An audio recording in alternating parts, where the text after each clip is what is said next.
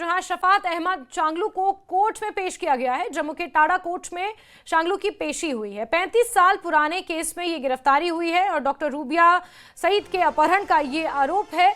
और कल श्रीनगर से शफात अहमद को गिरफ्तार किया गया था, जिसके बाद आज जम्मू की टाडा कोर्ट में उसकी पेशी हुई है। इस वक्त की अहम जानकारी आप तक पहुंचा रहे हैं। बीते कल श्रीनगर से उसे गिरफ्तार किया गया था और आज उसकी कोर्ट में पेशी हुई है। रूबिया सईद अपहरण मामले में यह आरोपी था।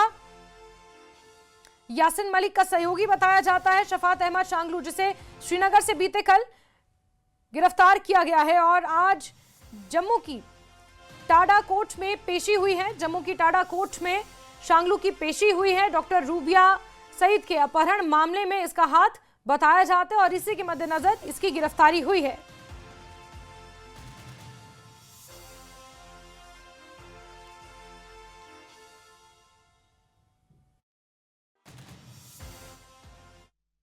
रूबिया सईद किडनैपिंग केस में कल सीबीआई की तरफ से शफात अहमद शांगलू को जो है वो कश्मीर से अरेस्ट किया गया था, जिसके बाद उसको जम्मू की टाडा कोर्ट में आज पेश किया गया है। ये मुख्य गवाह है रूबिया सईद, जो कि साबिका होम मिनिस्टर मुफ्ती मोहम्मद सईद की बेटी हैं। उनकी जो किडनैपिंग हुई थी उसमें मुख्य गवाह पिछले 35 साल से ये एब्सकॉन्डिंग था। 10 लाख का इनामी था, जिसको कि सीबीआई की तरफ से कल अरेस्ट किया गया है और आज इसको टाडा कोर्ट में पेश किया गया है और इसकी जो है वो पुलिस रिमांड लेने की कोशिश जो है वो की जाएगी और कोशिश की जाएगी ज्यादा से ज्यादा जो है इंफॉर्मेशन इस जो है शफात अहमद शांगलू से जो है वो मिल जाए, क्योंकि ये मुख्य गवाह बताया जाता है कि जो रूबिया सईद की जो किडनैपिंग हुई थी उसमें ये मुख्य गवाह है। पिछले 35 साल से तमाम एजेंसीज इसको ढूंढने में लगी थी और कल सीबीआई को इसको अरेस्ट करने में जो है वो कामयाबी हासिल हुई है और कई अहम खुलासे भी इसमें आने वाले में हो सकते हैं। कैमरामैन चांद के साथ राजन वैद, न्यूज़ 18 जम्मू। बिल्कुल, तो पूछताछ में कई और बड़े खुलासे होने की उम्मीद है और जिस तरह से डॉक्टर रूबिया सईद के अपहरण मामले में ये गिरफ्तारी हुई है, बीते कल श्रीनगर से गिरफ्तारी हुई थी शफात अहमद शांगलू, जो कि यासिन मलिक जो इसी पूरे मामले में और तिहाड़ जेल में बंद है और उसका सहयोगी ये बताया जाता है शफात अहमद शांगलू, और इसकी कोर्ट में पेशी हुई है। जम्मू की टाडा कोर्ट में ये पेशी हुई है और वहीं से एक्सक्लूसिव तस्वीरें भी सामने आई हैं। 1989 से जुड़ा हुआ ये मामला है और उस वक्त के केंद्रीय गृह मंत्री, तत्कालीन गृह मंत्री मुफ्ती मोहम्मद सईद की बेटी हैं रूबिया सईद, और श्रीनगर से उनका अपहरण हुआ था, जिसमें JKLF यानी कि जम्मू कश्मीर लिबरेशन फ्रंट के ऊपर आरोप है। और ऐसे में अब जिस तरह से इसकी गिरफ्तारी हुई है, इस पूरे मामले में ये एक अहम कड़ी, इस जांच में एक अहम कड़ी ये साबित हो सकती है। जम्मू की टाडा कोर्ट में ये पेशी हुई है। Terrorist and disruptive activities act, ये टाडा कोर्ट है जम्मू में जहां पर इसकी पेशी हुई है। चलिए आगे बढ़ते हैं खबरों में। और उमर सरकार आरक्षण कोटे में बड़ा बदलाव कर सकती है। सूत्रों के मुताबिक ओपन मेरिट का कोटा बढ़ाकर 40% तक किया जा सकता है, जिसके लिए कई कैटेगरी में दिए गए आरक्षण में कटौती की जा सकती है। दूसरी कैटेगरीज को जो रिजर्वेशन मिला है उसमें कटौती कर ओपन मेरिट की परसेंटेज जो है रिजर्वेशन की, उसे बढ़ाया जा सकता है। कल 9 बजे जम्मू सिविल सेक्रेटरीट में यह बैठक बुलाई गई है। कैबिनेट बैठक का मेन एजेंडा आरक्षण ही माना जा रहा है। कल आरक्षण पर सरकार कैबिनेट की बैठक में कोई बड़ा फैसला भी ले सकती है।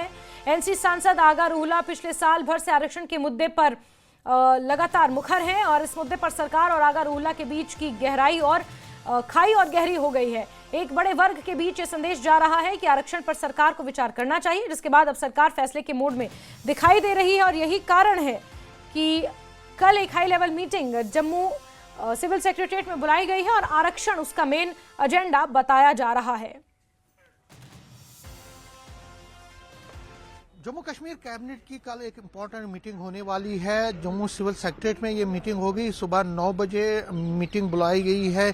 चीफ मिनिस्टर उमर अब्दुल्ला इस मीटिंग की चेयर करेंगे, वो इसको लीड करेंगे और इसमें सभी कैबिनेट मिनिस्टर्स हैं, उनको कहा गया है कि वो इस मीटिंग का हिस्सा बने। बहुत इंपॉर्टेंट मीटिंग है और अगर हम मीटिंग की बात करें तो एक इम्पॉर्टेंट डिसीजन लिया जा सकता है रिजर्वेशन पॉलिसी पे। देखिए, अगर हम रिजर्वेशन पॉलिसी की बात करें तो ये रिजर्वेशन पॉलिसी में कई चेंजेस की जा सकती हैं।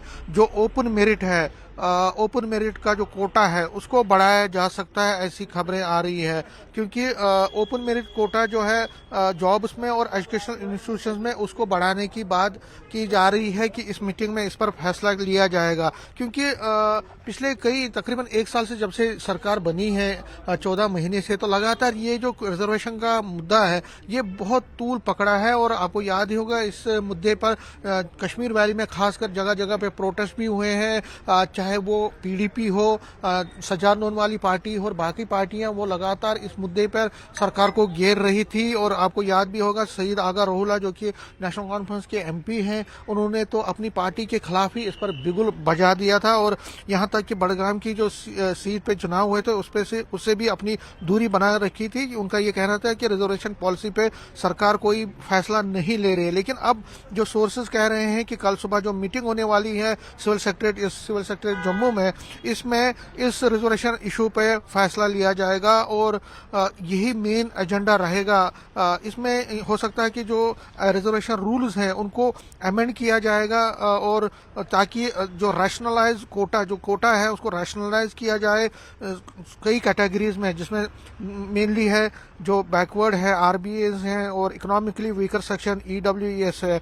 एक तो बैकवर्ड जो residents of backward area RBA और जो इकोनॉमिकली वीकर सेक्शन है ईडब्ल्यूएस, उनको भी अकोमोडेट किया जा सकता है ओपन मेरिट शेयर में, ओपन मेरिट कोटा में।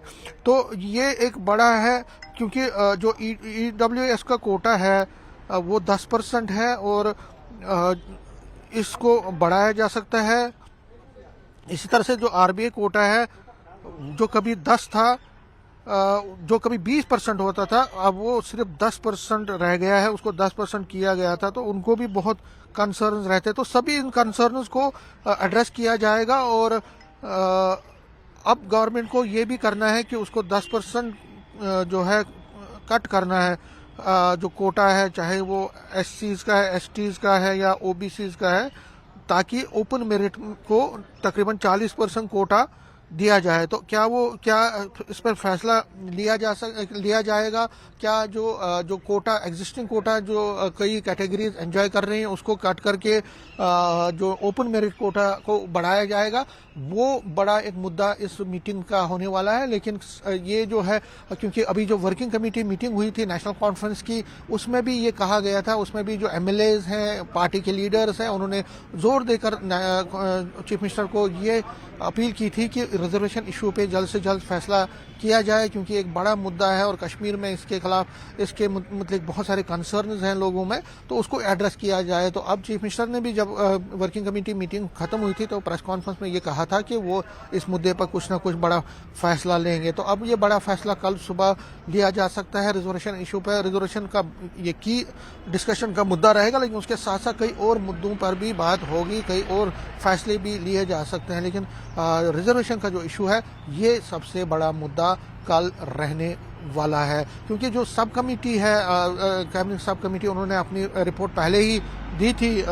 सकीना इत्तू जो चेयरपर्सन है सब कमेटी की, उन्होंने भी पहले अपनी रिपोर्ट दी थी कैबिनेट को। लेकिन कैबिनेट अब दोबारा से एक फाइनल डिस्कशन अब कल करेगा। और दरबार मुँह जब से यहाँ शुरू हुआ है जम्मू में 3 नवंबर को, उसके बाद ये कैबिनेट की पहली मीटिंग होने वाली है। तो इस पर सबकी नजरें रहेंगी। रिजर्वेशन का इशू जिस तरह मैंने कहा सबसे बड़ा मुद्दा रह सकता है, लेकिन इसके साथ साथ कई और मुद्दों पर भी कल इस मीटिंग में फैसला हो सकता है। कैमरामैन साहिबा के साथ में समीर भट्ट, न्यूज़ 18 जम्मू। वहीं माता वैष्णो देवी यूनिवर्सिटी में एडमिशन का विवाद दिल्ली पहुंच गया है। नेता प्रतिपक्ष सुनील शर्मा की अगुवाई में बीजेपी के कई नेता दिल्ली पहुंचे हैं, जो बीजेपी अध्यक्ष और केंद्रीय स्वास्थ्य मंत्री जेपी नड्डा से मुलाकात करेंगे और उन्हें एमबीबीएस कोटे को लेकर विवाद की पूरी जानकारी देंगे। और क्या लोगों की मांग के हिसाब से कोटे में कुछ बदलाव किया जा सकता है, इस पर भी चर्चा होगी। वैष्णो देवी मेडिकल कॉलेज में इस बार जिन छात्रों का सिलेक्शन हुआ है उनकी एडमिशन लिस्ट आने के बाद से ही बवाल मचा हुआ है। 50 छात्रों की एडमिशन लिस्ट में 42 छात्र मुस्लिम हैं, जबकि सिर्फ 8 हिंदू। इसी को लेकर हिंदू संगठन विरोध जता रहे हैं। इसके लिए बाकायदा संघर्ष समिति बनाई गई है, जिसका साफ कहना है कि हिंदुओं के दान से बनाई गई यूनिवर्सिटी में मुस्लिम छात्रों को इतनी तरजीह क्यों दी जा रही है और हिंदू छात्रों की अनदेखी आखिर क्यों हो रही है।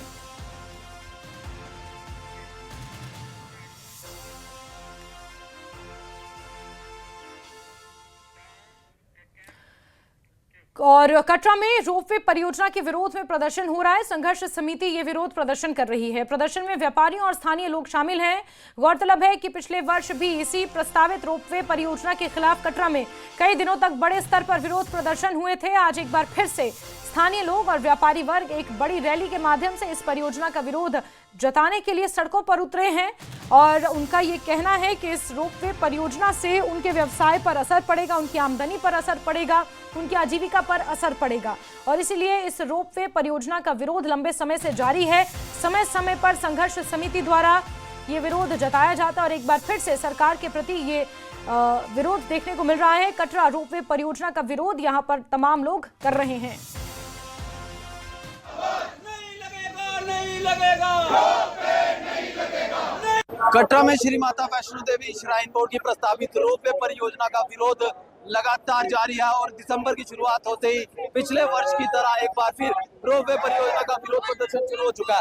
आप तस्वीरों में देख सकते हैं, महिलाएं यहाँ पर घरों से बाहर निकली हुई हैं रोपवे के विरोध में। ये प्रस्तावित रोपवे परियोजना जिसको लगाने की बात ताराकोट से शांतिशात मार्ग के बीच श्राइन बोर्ड द्वारा की जा रही है। यहाँ पर व्यापारियों का और श्री माता वैष्णो देवी संघर्ष समिति का एक ही कहना है कि ये आस्था के साथ खिलवाड़ है। इसके साथ साथ ही जो भी लोग यात्रा ट्रैक पर काम करते हैं उनके व्यापार पर इसका असर पड़ेगा। फिलहाल यहाँ से लोग श्री माता वैष्णो देवी श्राइन बोर्ड के सीईओ को ज्ञापन देने के लिए यहाँ से जो कटरा के मुख्य शिरगर चौक से श्राइन बोर्ड दफ्तर की ओर रवाना हो रहे हैं। न्यूज़ 18 नेटवर्क के राहुल कपूर, रियासी, कटरा। और खबरों का सिलसिला जारी, वक्त एक छोटे से ब्रेक का।